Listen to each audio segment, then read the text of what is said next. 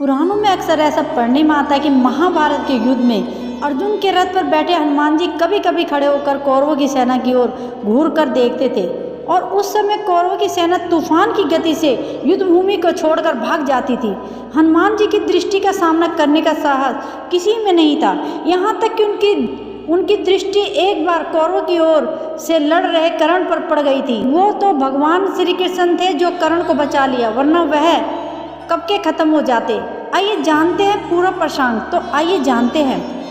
एक प्रसंग में बताया गया है कि जब कर्ण और अर्जुन के बीच युद्ध चल रहा था, कर्ण अर्जुन पर भयंकर बाणों की वर्षा कर रहे थे। उनके बाणों की वर्षा से श्री कृष्ण को भी बाण लग रहे थे। उनके बाण से श्री कृष्ण का कवच कटकर गिर पड़ा और उनके सुकुमार अंगों पर बाण लगने लगे।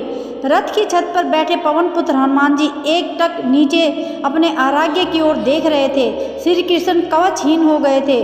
कर्ण के बाण उनके अंगों को वेध रहे थे। हनुमान जी से यह सहन नहीं हुआ।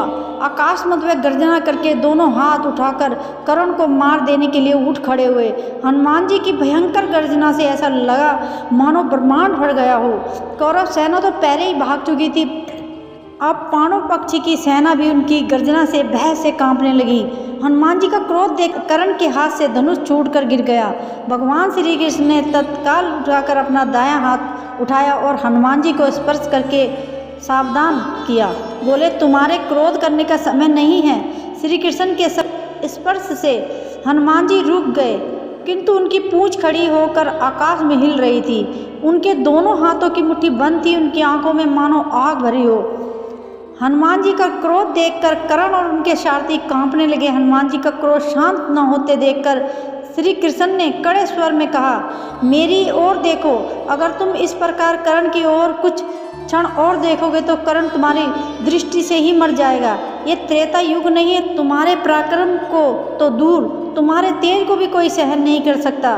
तुमको मैंने इस युद्ध में शांत रहकर बैठने को कहा है। फिर हनुमान जी ने अपने आराध्य देव की ओर नीचे देखा और शांत होकर बैठ गए। तो इस प्रकार श्री कृष्ण ने कर्ण को बचाया। तो दोस्तों, आपको वीडियो कैसी लगी कमेंट करके ज़रूर बताएं। Thank you so much.